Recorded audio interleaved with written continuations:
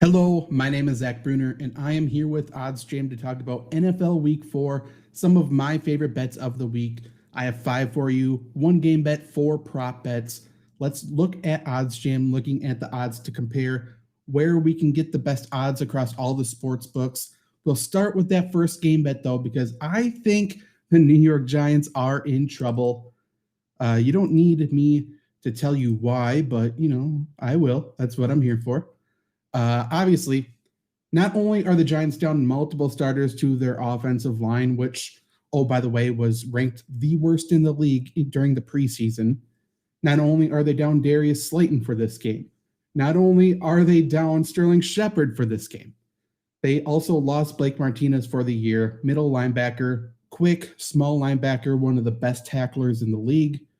His loss is astronomical when you have to play a running back like Alvin Kamara. He probably would have taken a lot of those responsibilities. So big loss, huge underdog already coming in with that in mind. However, it gets worse because that Superdome is going to be popping. First home game with fans in the Superdome since pre-COVID, pre-pandemic, pre-Hurricane Ida. That Superdome is going to be hostile. It's going to be loud. It's going to be a problem for Daniel Jones and the New York Giants when it's loud and hostile like that. It really hurts the offensive line more than anybody else because they can't hear the snap count. So that puts a bad offensive line at an even greater disadvantage. The pass rushers for the Saints are going to get after it. Daniel Jones is going to be under duress all day. And when that happens, Daniel Dimes, good old Danny Dimes, likes to turn the ball over quite a bit. So I don't see how the Giants can cover in this game.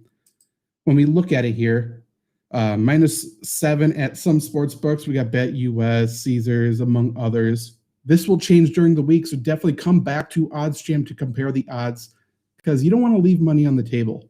Obviously, -7. We see some other books have -7.5. See? Like, yes, this is nicer odds, and I think they still can cover that.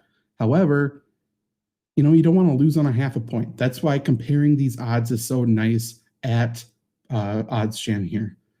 Let's stay in this game, though, with my first prop bet. That is Alvin Kamara over 75.5 rushing yards. We see here even more sports books have 76.5. I like both of them. That's perfectly fine. Finally, the Saints are finally using Alvin Kamara as that bell cow running back like we have been wanting the Saints to do in the fantasy community. He has 84% of the snaps in back-to-back weeks. He has 80-plus rushing yards in 2 of his 3 games this year. And finally, we just talked about Blake Martinez being out. Even with him in, the Giants have been allowing 4.6 yards per rush, 8th worst in the league. So I like Alvin Kamara to go over this rushing prop. And off the record here, since you're here hanging with me making some money, I'm fine with betting Saquon Barkley under. That front 7 for the Saints is legit.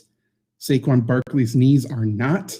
He's clearly not 100%. He's not breaking tackles. And his offensive line's terrible, like we talked about. So, yeah, it's sad, but I do like the under. Off the record, of course, this is not one of my 5 bets, but I would sprinkle a little bit on. Let's go to the Windy City. Let's go to Chicago after that glorious, glorious Week 3 performance. This has to be the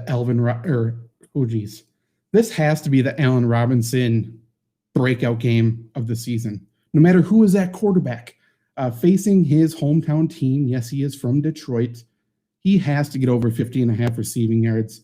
If not, then I am fully off him for the rest of the season. But we see Fox Bet has 50.5. We see FanDuel 52.5. We see some others here. I would say he probably gets at least 65 yards. So I like all of these, but I'm going to play it safe with Fox Bet 50.5 there.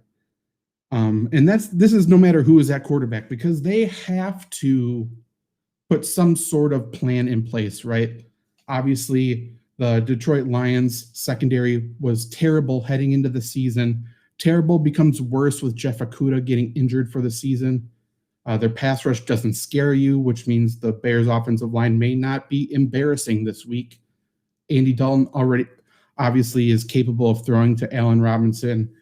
I would assume Justin Fields gets more than 4 rollouts unlike he did last week.